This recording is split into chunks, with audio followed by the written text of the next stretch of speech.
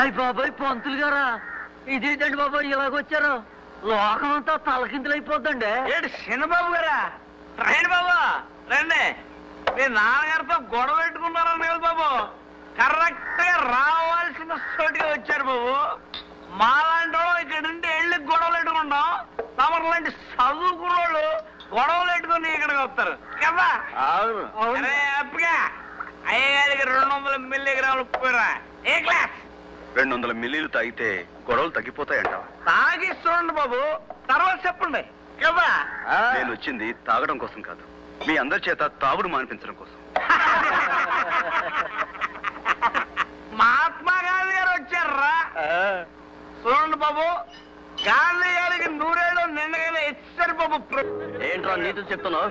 ఏమయ్యా, నీ వ్యాపారం కోసం ఇంతమంది ఉసురు పోసుకుంటావా? నీకేం న్యాయంగా అంటే నువ్వు చెప్తే మేము వ్యాపారం అది కదయ్యా, నేను చెప్పే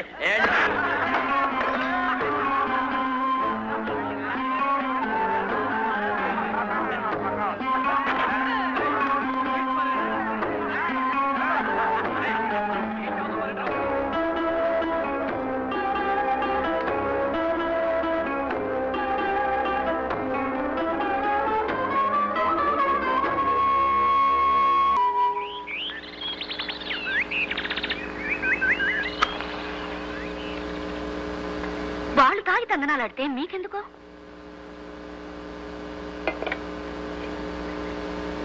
ఎంత కొట్టారు? ఎన్ని దెబ్బలు? మంచి చెప్తే కొట్టడానికి వాళ్ళకి చేతులు ఎలా వచ్చాయో? మంచి చెడు తెలిసే స్థితిలో వాళ్ళు ఉంటే వాళ్ళెందుకు తాగుబోతులవుతారు? అయితే మాత్రం పెద్ద బిలహరి గణపతి శాస్త్రి గారు కొడుకువు కళ్ళు పాకలు చొరబడి దెబ్బలు తిని రావడానికి మీకు సిగ్గుగా లేదు? తిరిగి చావుగొట్టలేకపోయారా వాళ్ళని? నేను తాగలేను కదా, నా భాషలో నేను మాట్లాడాను, వాళ్ళ భాషలో వాళ్ళు మాట్లాడారు. మాట్లాడిన వరకు సరే, కానీ బొత్తుగా నాటు భాషలో మాట్లాడారు సన్నాసులు. మరెప్పుడు వాళ్ళకి బుద్ధి చెప్పాలనుకోకుండా మీకు మంచి బుద్ధి చెప్పారు వాళ్ళు. వాళ్ళకు బుద్ధి వచ్చేంత వరకు నాకు బుద్ధి రాదుగా. అంటే ఇంకా వాళ్ళ చేత తాగుడు మాన్పించగలనని అనుకుంటున్నారా? ప్రయత్నిస్తాను. మళ్ళీ వాళ్ళు మిమ్మల్ని తంటే? తన్నులు తింటాను. మళ్ళీ నా ప్రయత్నం నేను చేస్తాను, మళ్ళీ మళ్ళీ చేస్తాను. ఈ ఊళ్ళో ఏ మూల ఏ చెడ్డ జరిగినా దానికి ప్రత్యక్షంగానో పరోక్షంగానో కారణం తాగుడేనని తెలుస్తుంది. అలాంటి తాగుడు నేను మానిపిస్తాను. నా ప్రాణాలు పోయినా సరే అదే నా లక్ష్యం, గమ్యం కూడా. మీ గమ్యం తర్వాత, కాపడం ఇప్పుడు.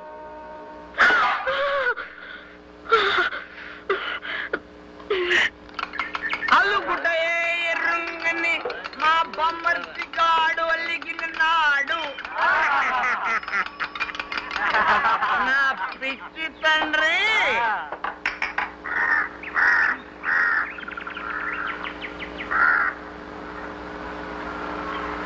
ఇచ్చిన దొరువులు సాలేదా? మళ్ళీ వచ్చావు? అవును, మళ్ళీ వచ్చాను. ఇక్కడున్న వీళ్ళెవరూ తాగడానికి వీల్లేదని చెప్పడానికి వచ్చాను. తాగొద్దని చెప్పడానికి నువ్వెవడవయ్యా? ఆకాశం నుంచి దిగొచ్చిన దేవుడువా? వెళ్ళరమ్మా. ఏమండి, ఒక్కసారి నా మాట. అంటే మంచి మాటలతో చెప్తే వినిపించుకోరన్నమాట. మీ భాషలో చెప్పాలంటారు, చెప్తా. ఆ భాష నాకు బాగా తెలుసు.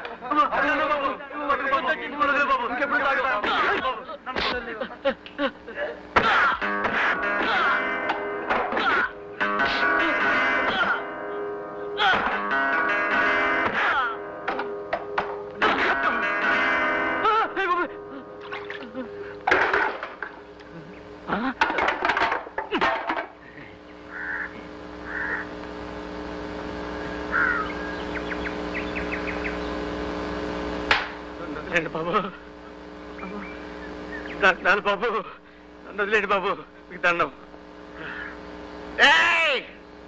అందరికి ఇదే చెప్పడం, ఇక మీద ఎవడన్నా తాగాడంటే ఒళ్ళు కుళ్ళ పొడిచేస్తానంతే. వాళ్ళని కొట్టినందుకు నాకు చాలా బాధగా ఉందంటే వాళ్ళకి నాకు తేడా లేదనిపిస్తుంది. కానీ వేరే గత్యంతరం లేక. చూడండి, మీరు కొట్టినందువల్ల వాళ్ళ పగ పెట్టుకుంటారే గాని మారిపోతారనుకున్నారా? మీకు భయపడి కొన్నాళ్ళు చాటుగా తాగుతారు, తర్వాత మళ్ళీ కథ మామూలే. వాళ్ళని కట్టుకున్న పెళ్ళాలే నోరు మూసుకుని భరిస్తున్నారు. ఇక వాళ్ళని మీరు ఎలా బాగు చేయగలరు? అవును, వేరే మార్గం ఆలోచించాలి.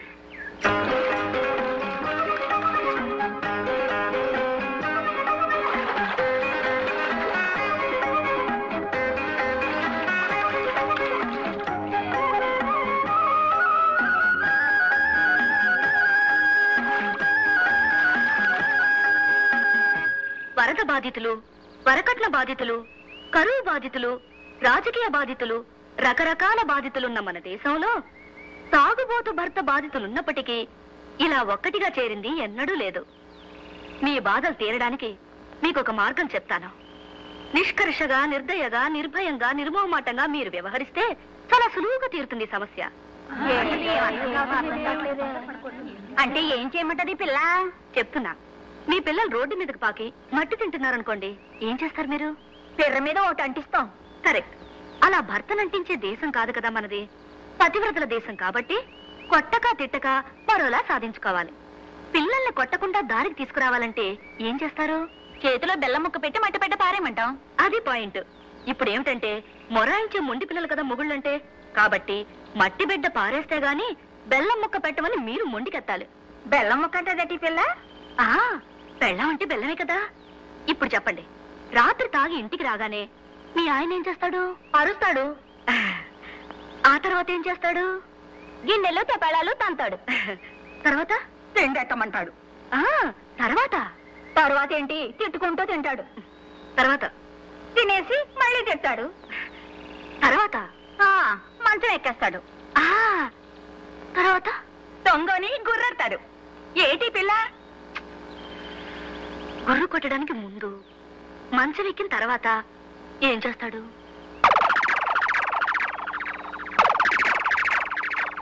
అది ఇక మీద అది వీల్లేదని ఖచ్చితంగా చెప్పేయండి. ఈ రోజు నుండి తాగొస్తే అతని పక్కకు కూడా మీరు వెళ్ళకూడదని ఒట్టు పెట్టుకోండి. ఏ రోజు తాకపోతే ఆ రోజే పక్కకొస్తామని నిక్కచ్చిగా మీ ఆయనతో సవాల్ చేయండి. ఏ కొడతారా? కొన్ని రోజులు దెబ్బలు తినండి. తిడతారా? తిట్టించుకోండి. కానీ పక్కకు మాత్రం రానివ్వకండి. అలా 10 రోజులు పట్టుదలగా ఉండండి. 11వ రోజు తాగకుండా ఇంటికొస్తాడు మీ ఆయన. నా ఇంటికి మట్టుకు రాడు. ఏ గుడిసేదాని కొంపకో పోతాడు. ఎన్నాళ్ళు పోతాడు? ఇల్లు ఇల్లాల్ని వదిలేసి గుడిసెట్టు కొంపలో ఏ మొగుడు ఉండిపోడు.